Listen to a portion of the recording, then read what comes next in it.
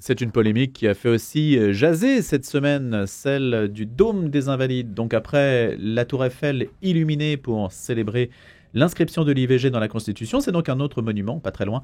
Donc le Dôme des Invalides qui se retrouve au cœur d'une polémique, lequel a été donc choisi pour représenter l'image de la France aussi dans les Jeux Olympiques, aux Jeux Olympiques qui se profilent dans quelques mois. Donc, de quoi s'agit-il? C'est que l'affiche officielle des Jeux Olympiques dévoilée cette semaine, sur cette affiche ne figure aucun drapeau tricolore ni croix chrétienne sur ce Dôme des Invalides. L'artiste a assuré avoir agi sans arrière-pensée. Alors, cette polémique est-elle fondée? De quoi est-il question précisément? Ilyes Zouari, Philippe Clanchet, Elisabeth Geffroy pour en parler. Ilyes, vous voulez commencer là-dessus? Oui, alors effectivement, c'est une chose qui est assez regrettable, le fait de ne pas avoir montré, donc indiqué la croix du Dôme des Invalides ou encore d'avoir supprimé toute présence du drapeau français, ne serait-ce au niveau des fumées des avions de la patrouille de France, dans l'affiche qui est consacrée aux Jeux paralympiques. Ce sont des choses assez regrettables, assez tristes. Alors pour ce qui est de la croix, au début j'avais remarqué l'absence également de certains monuments historiques des plus connus de la France à l'étranger, à savoir Notre-Dame de Paris et le Sacré-Cœur. Et puis en approfondissant un peu plus mes recherches, je me suis aperçu que les seuls monuments retenus dans l'affiche étaient ceux près desquels allaient se dérouler des compétitions sportives. Donc à ce moment-là, à ce niveau-là, donc il n'y a rien à dire.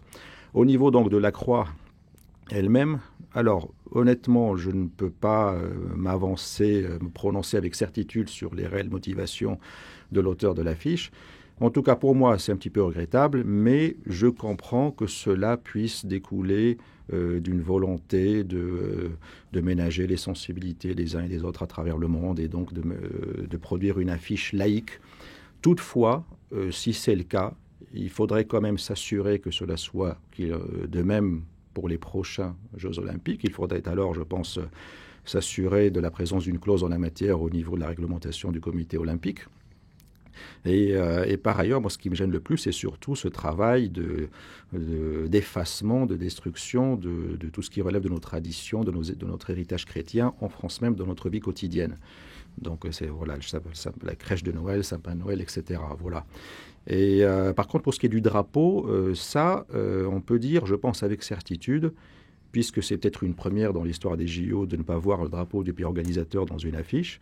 Peut-être, c'est à vérifier, mais en tout cas, ça ne m'étonne pas que ce soit le cas. C'est un point, je pense, qui relève clairement de cette volonté assez largement présente dans notre pays, d'effacer tout symbole de la France, d'effacer toute fierté d'appartenir à la nation française, d'afficher nos couleurs au reste du monde. Bref, une attitude qui relève de ce que l'on appelle parfois souvent le wokisme. C'est devenu un peu un mot valise un petit peu maintenant. Donc c'est valable pour ça, c'est valable pour la repentance, notre passé, etc., etc. Toujours cette manière de plus en plus présente d'analyser les faits historiques avec les yeux du présent et qui doit être combattue naturellement. Je suis le premier à le dénoncer depuis longtemps. Philippe Clanchet. Oui, moi, je vois là-dedans quand même une toute petite polémique qui excite beaucoup les éditorialistes, notamment à droite. On est effectivement, Ilyes le disait, dans ces petites guéguerres autour des questions du wokisme. Je pense pas que l'essentiel de nos concitoyens s'intéresse beaucoup à ça. Ils ont d'autres chats à fouetter pour leur quotidien que ces histoires-là. Alors ça, après sur le débat proprement dit. L'artiste dit qu'il a fait une représentation très libre de son Paris un petit peu rêvé et tout ça. Et je peux comprendre que ce Dôme des Invalides, qui est un monument connu, respecté, cher au cœur des Français, le Dôme des Invalides, c'est pas un lieu religieux pour l'essentiel des gens. Le Dôme des Invalides, c'est la mémoire de la République, c'est la mémoire militaire et c'est le tombeau de Napoléon. Voilà, ce lieu, il représente ça. Alors, que les catholiques sachent très bien qu'à l'intérieur, il y a le dôme et qu'il y a une cathédrale, et que ça soit la cathédrale du diocèse aux armées, je peux comprendre. Mais dans l'immense majorité de la population, le Dôme des Invalides n'est pas un lieu religieux. Est-ce que beaucoup de gens, vous allez dans les rues demander, est-ce que vous savez si le Dôme des Invalides, là, qu'on voit d'un peu partout dans Paris, ce grand monument, est-ce que vous savez qu'il y a une croix en haut? Les gens diront non, ils la connaissent pas, ils la voient pas, voilà. Donc, il n'y a pas de quoi, à mon avis, fouetter un chat. Le comité d'organisation des JO a également apporté son soutien à cette interprétation artistique joyeuse, légère d'une ville-stade réinventée, selon le communiqué officiel, dont de nombreux éléments ont pu être réinterprétés par l'artiste, nous disent les organisateurs des JO. Elisabeth Geffroy. Oui, moi je trouve que si les gens ne savent pas que les Invalides est d'abord une cathédrale, eh bien, ça aurait été une bonne occasion de le leur rappeler. Et si on peut les sortir de cette inculture, tant mieux. Je l'aurais plutôt vu comme ça. Et ensuite, moi, ce qui me frappe, et je suis curieuse d'entendre vos mots, Louis, les mots du comité olympique sur la joyeuseté, la joie, la légèreté, etc. Moi, ce qui me frappe, c'est que on a des artistes, des politiques, certains de nos concitoyens qui se comportent de plus en plus comme des touristes dans leur propre pays et vis-à-vis de leur propre patrimoine. Et même pas des touristes soucieux de comprendre les lieux qu'il leur est donné de visiter, mais des touristes de parcs d'attractions qui veulent qu'on les distrait et qu'on leur montre quand même de belles choses et que la vie soit un spectacle permanent. Donc, comme le touriste, on pioche et on folklorise. Donc, le dôme des Invalides, c'est beau, tiens, on va le prendre, on va le dessiner. Ça a quand même de la gueule, mais cette croix en haut, ça nous dérange. Et puis, qu'est-ce que ça veut dire? Allez, hop, on l'efface, on fait notre petit choix. Et on n'a plus aucun sens de la profondeur historique, de la signification réelle des choses. On se contente de regarder, de piocher, de rester complètement en surface, alors même qu'on est les légataires de ce patrimoine-là. Et l'autre attitude, au-delà de cette attitude de touriste qui me frappe dans cette démarche et dans les interprétations qu'on en entend, en tout cas dans les justifications qu'on entend, c'est l'ingratitude de cette génération. Vraiment, moi, ça me sidère. Je trouve qu'il y a un niveau de prétention, une attitude de surplomb, au lieu de se reconnaître d'abord comme des héritiers qui reçoivent le legs des siècles, les legs accumulés par les morts, qui reçoivent des trésors, des chefs-d'œuvre accumulés de culture, de langue, d'art, de patrimoine, de monuments. Et c'est d'abord quelque chose qu'on reçoit, qu'il faudrait réinvestir, recomprendre, transmettre, etc. Au lieu d'avoir cette attitude-là, et ensuite de prendre évidemment toute notre liberté créative, on commence d'abord par arriver, juger de haut, piocher, etc. Je lisais dernièrement le dernier livre d'Alain Finkielkraut. Alain Finkielkraut, académicien, au sommet de sa carrière, très reconnu de ses pairs, à 74 ans, quand il nous propose un nouveau livre, il n'est pas là pour mettre en avant son propre génie, expliquer à quel point il est le dernier écrivain magnifique. Il dit « Je vais commencer par ouvrir mon carnet de citations et rendre hommage à tous les maîtres penseurs qui m'ont inspiré. » Et il commence tous ses chapitres en commençant par donner la parole à ceux qui l'ont précédé, qui l'ont nourri. Et à partir de là, il développe sa pensée personnelle. Je trouve que c'est une attitude à la fois existentielle et intellectuelle qu'on ferait bien de retrouver. Et le problème fondamental, c'est qu'on se retrouve avec une génération qui sait très bien déconstruire, qui sait très bien trier, piocher, faire son Photoshop, son nouveau dessin, etc., mais qui ne sait rien bâtir. Et ça me fait penser à une citation de Saint-Exupéry que je vous ai apportée, qui dit « Celui-là, qui a détruit sa maison avec la prétention de la connaître, ne possède plus qu'un tas de pierres, de briques et de tuiles. Il ne retrouve ni l'ombre, ni le silence, ni l'intimité qu'elle servait, et il ne sait quel service attendre de ce tas de briques, de pierres et de tuiles, car il leur manque l'invention qui les domine, à savoir l'âme et le cœur de l'architecte. » Et vraiment, on a cette génération de la négativité. Pierre Valentin l'a très bien expliqué dans son dernier livre sur le wokisme. C'est des gens qui savent s'opposer à, détruire quelque chose, mais qui n'ont plus le moindre début de l'âme d'un bâtisseur. Donc on se demande ce qu'il en restera après. Espérons que les Invalides restent debout après ça. Oui. malgré tout, ils représentent la France. Et dans leur intégrité. Une dernière question avant de passer à un autre sujet.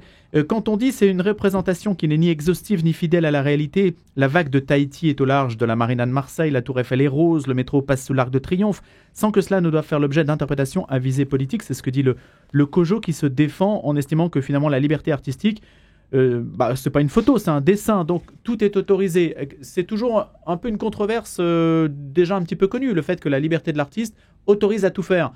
Mais elle entre en contradiction avec l'idée de représenter un pays aussi. Alors c'est ça qui est un petit peu complexe. C'est surtout que nous la lisons, nous, en France, à l'aune de ces débats qu'évoquait Elisabeth sur les histoires de wokisme, les problèmes de culture culturelle. Rapidement, ça dérive là-dessus. Les problèmes de culture historique, mais c'est pas le problème de l'artiste à qui on fait une commande et dit voilà une espèce de Paris, de carte postale pour le monde entier qu'on va présenter. Voilà, c'est Et à partir du moment, effectivement, où Ilyes l'a dit, il n'y a pas certains lieux parce qu'ils ne sont pas concernés ils ne sont pas du tout concernés par l'olympisme, donc il n'y a pas de lieu religieux, il n'y a pas de signe religieux. Enfin, c'est pas voilà. À mon avis, c'est mais le débat effectivement sur la culture historique, il existe pour les jeunes générations, il existe dans le champ politique, il est très intéressant, mais je n'arrive pas à faire le lien entre la création d'un artiste qui a une commande pour un événement qui doit être extrêmement neutre, et là le CIO est très clair là-dessus, sur ce qu'on a le droit de mettre et pas mettre. Voilà, moi j'ai du mal à faire le lien entre les deux sujets. Voilà. Nous, responsables religieux chrétiens de France, sommes solidaires de toutes les victimes de la guerre en Israël et le Hamas, et appelons au cessez-le-feu porteur des valeurs de l'Évangile. Nous souffrons de la désespérante situation que connaissent plus de 2 millions de personnes vivant dans la bande de Gaza. C'est un communiqué signé de 3 responsables religieux français, chrétiens, le pasteur Christian Krieger, Monseigneur Éric de Moulin-Beaufort et Monseigneur Dimitrios pour les orthodoxes. Cessez-le-feu immédiat, libération immédiate de tous les otages, paix durable. C'est un discours qui essaie de s'imposer, peut-être aussi de traverser le silence qui s'est un petit peu imposé depuis le 7 octobre, non Philippe ? Oui, effectivement, enfin, c'est-à-dire que pour prendre ce qui est des évêques catholiques qui s'étaient exprimés juste après le drame du 7 et 8 octobre, comme tout le monde dans la sidération devant la violence subie par Israël.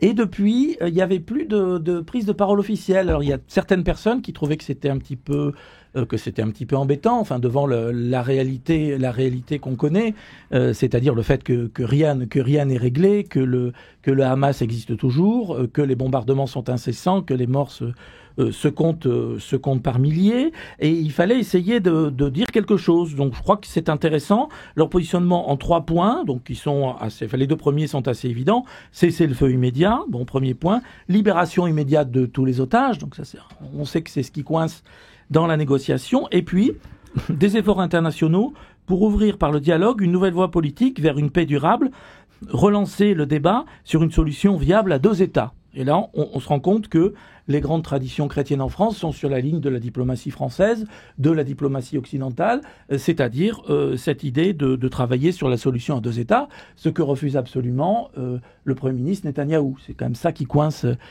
actuellement. Donc c'est bien de savoir que là, les chrétiens, avec les valeurs qu'ils portent, essaient d'avancer vers cette paix durable. D'abord, on arrête les massacres, et ensuite on va vers une paix durable, ce que nous n'avons pas réussi malheureusement à vivre ces dernières décennies. Ilyes Zouari. C'est un sujet très vaste, Monsieur Dauphren. C'est un sujet qu'on ne peut pas traiter en quelques instants.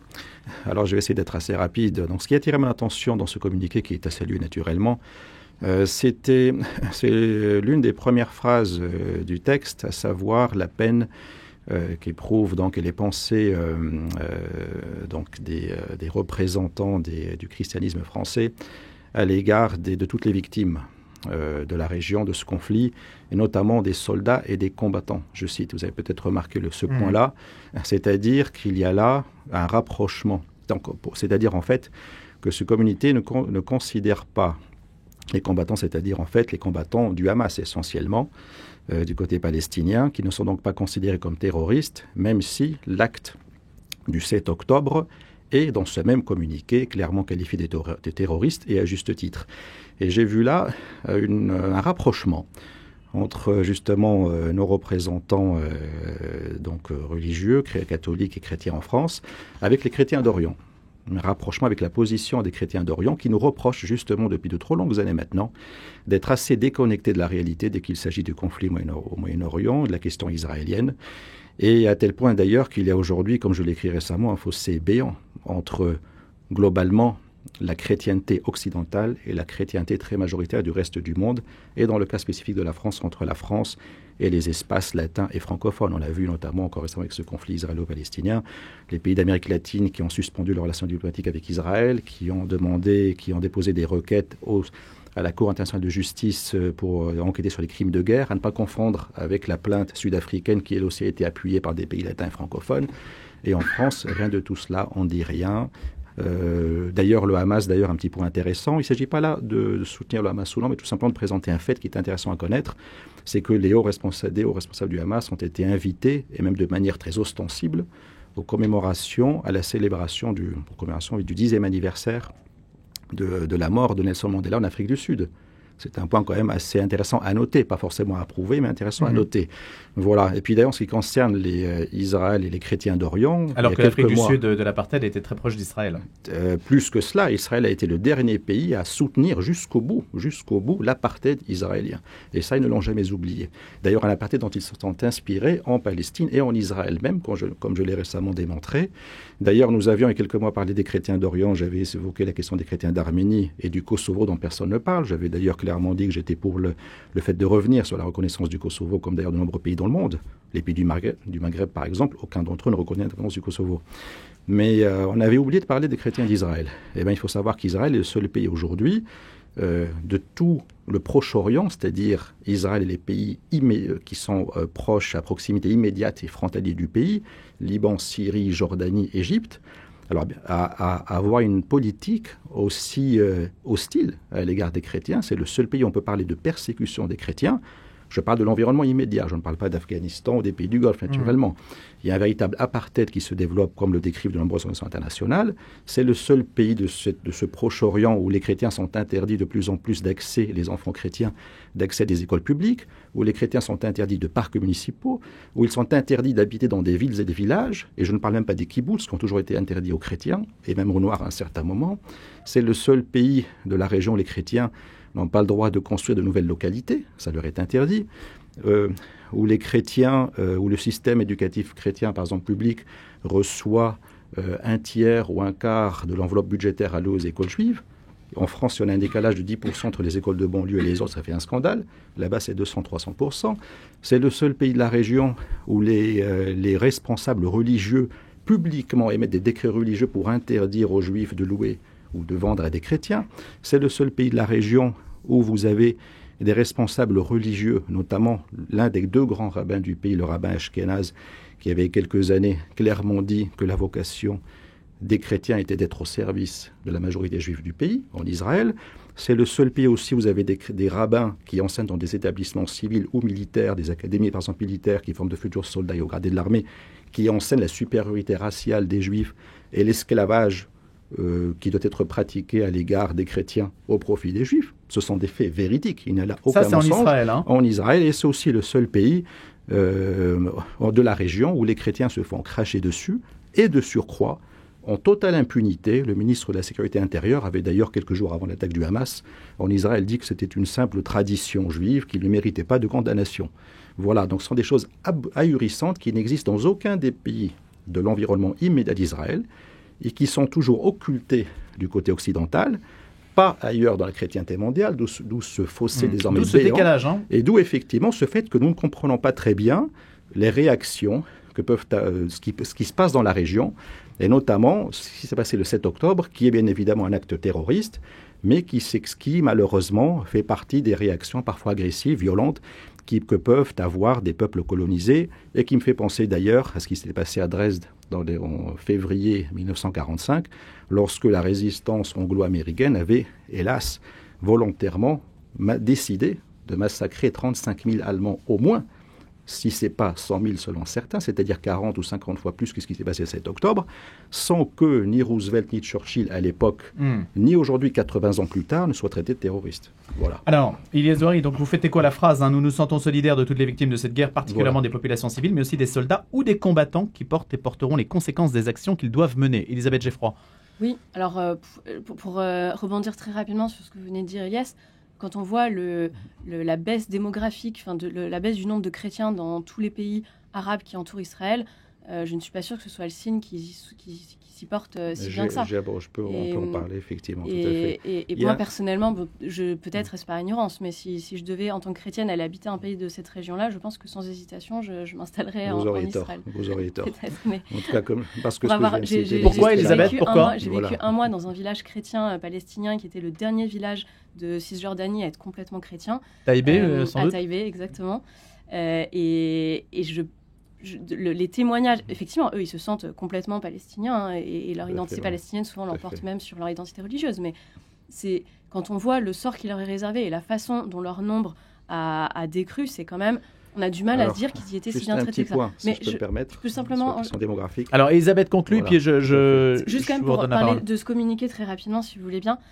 Effectivement, je pense que les chrétiens, ces responsables chrétiens sont dans leur rôle en appelant à la voie de la paix, en rappelant la dignité humaine, la promotion de la vie, etc., en étant sensibles à la catastrophe humanitaire. Bon, ça, et puis ils s'inscrivent dans toute la tradition de la diplomatie vaticane sur la solution à 2 États. Très bien. On est quand même... Moi, j'avoue qu'en lisant le communiqué, je guettais le moment où ils allaient parler de la libération des otages, ce qui est quand même très révélateur. C'est-à-dire qu'à la fois, encore heureux qu'on appelle à la libération des otages, et en même temps, l'état des débats fait qu'on se retrouve à être presque réjoui et soulagé quand, après avoir cherché anxieusement, on voit enfin une ligne sur cette question-là. Je pense que ça en dit beaucoup, et notamment de ceux qui... Enfin, ça en dit beaucoup de l'état des débats et des prises de position, notamment de ceux qui ne savent même pas situer la Palestine à l'ouest du Jourdain. Et la question que je pose en revanche, c'est... les responsables religieux, en tout cas c'est toute la tradition de la doctrine sociale de l'Église, c'est de rappeler les grands objectifs, les grandes orientations, la promotion de la vie humaine, l'appel à la paix. C'est effectivement toutes ces traditions-là. Mais ensuite, rentrer dans le concret de la décision prudentielle qui appartient à la contingence du politique, notamment de savoir quelle stratégie mener, à quel moment il faut faire un cessez-le-feu, à quel moment il faut faire organiser une trêve. Je ne sais pas si c'est vraiment le rôle des organisations religieuses de rentrer dans ce niveau de détail. Israël a été attaqué monstrueusement sur son sol par le Hamas. La puissance occupante. Bien sûr, mais en attendant, elle a été attaquée. Les résistants français, le général de Gaulle n'était pas un terroriste. Mais elle mène en l'occurrence une guerre qui est une réaction à une attaque très féroce et absolument atroce. Si Israël estime que pour sa propre sécurité, il faut mener un peu plus loin la guerre, tenir un peu plus longtemps l'effort de guerre, parce qu'en fait, la paix possible que tout le monde veut passe peut-être par l'éradication du Hamas. Qui sommes-nous pour lui dire c'est aujourd'hui absolument qu'il faut faire une trêve? Vraiment, je laisse la question verte, je ne suis pas stratège militaire. Alors, on va laisser allez-y, sur le point démographique. Je suis le premier à regretter, bien évidemment, l'effondrement de la présence chrétienne au Moyen-Orient. Mais en réalité, cet effondrement date ça a commencé il y a quelques décennies avec la présence de plus en plus importante des puissances anglo-saxonnes, notamment américaines, dans la région, et la présence et la politique israélienne dans la région. Prenons l'exemple de Bethléem. C'est un cas très révélateur. Bethléem a toujours été majoritairement chrétienne. Jusqu'à la création d'Israël, après 12 siècles, et je ne compte pas donc la période chrétienne, mais 12 siècles de domination musulmane, Bethléem a toujours été chrétienne de manière écrasante. Il aura suffi de quelques décennies de politique israélienne, donc de d'épuration ethnique de 48-47, puis d'une effroyable occupation de la Palestine, pour que Bethléem ne soit plus une ville majoritairement chrétienne, alors qu'elle a été 12 siècles très majoritairement chrétienne sous domination musulmane. Voilà un point qui est très intéressant à rappeler. Philippe Plancher. Pour revenir sur ce que dit Elisabeth sur une position prudentielle peut-être des églises chrétiennes, je pense que si le critère d'intervention chrétien, pas simplement catholique, c'est l'attention aux plus petits, moi c'est une lecture évangélique quand même un petit peu de base, si c'est ce critère-là qui dit qu'un chrétien doit prendre la parole, alors il est obligé, à mon avis, de dire cessez le feu. Parce que le plus petit, le plus en difficulté aujourd'hui, c'est la famille à Gaza qui n'a plus de quoi manger et de quoi boire. Hein, et oui, ça, à mon avis, ça dépasse les considérations politiques que nous pouvons partager sur les difficultés existentielles de l'État d'Israël, qu'on ne gomme pas ici, qui existent toujours. Mais là, la priorité des priorités, ce qu'il faut voir, c'est le plus petit et celui qui est souffrant. Beaucoup personnellement. Alors attendez, pas en même temps. Pour les Israéliens de confession juive, répétez, Elias, on n'a pas entendu. Je m'inquiète beaucoup personnellement pour les Israéliens de confession juive qui partagent nos valeurs, notre humanisme, et qui sont de plus en plus minoritaires en Israël avec la montée en puissance des religieux, ou plutôt des suprémacistes juifs religieux ou non. Et je m'inquiète aussi, et je regrette également, que les représentants, nos compatriotes de confession juive en France, qui s'opposent à l'occupation israélienne et qui soutiennent les musulmans et les chrétiens d'Orient, soient toujours interdits d'antenne. Je pense justement aux membres de l'Union française juive pour la paix, qui multiplient les communicants, qui sont étonnamment interdits d'antenne dans nos grands médias, laissant toujours la place aux représentants du CRIF, qui sont, comme tout le monde le sait, mais sans jamais oser le dire, des agents au service exclusif des relais de la politique. C'est le moindre que l'on puisse dire, c'est comme l'AIPAC aux États-Unis, tout simplement, ayant le courage de le dire. Voilà. Elisabeth Geffroy. Ce qui entretient l'antisémitisme. Je regardais la presse israélienne ce matin. Le premier obstacle à une trêve aujourd'hui, c'est le Hamas. Il faut quand même le dire. L'intérêt du Hamas Et d'ailleurs, on le voit dans la façon dont il a géré Gaza depuis 20 ans, depuis 2005. Israël s'est quand même retiré de Gaza depuis 2005. Il ne s'est jamais retiré de Gaza, madame. Il s'est retiré, en tout cas, de Gaza. Le Hamas est au pouvoir à Gaza. Tout le but du Hamas, c'est de laisser ouvertes les plaies de Gaza, de les montrer au plus grand nombre. La famine, c'est ce qu'il attend, c'est ce qu'il espère depuis le 7 octobre. Il veut il joue toute la stratégie du Hamas, c'est de jouer sur l'opinion internationale pour la retourner entièrement contre Israël et la forcer à céder.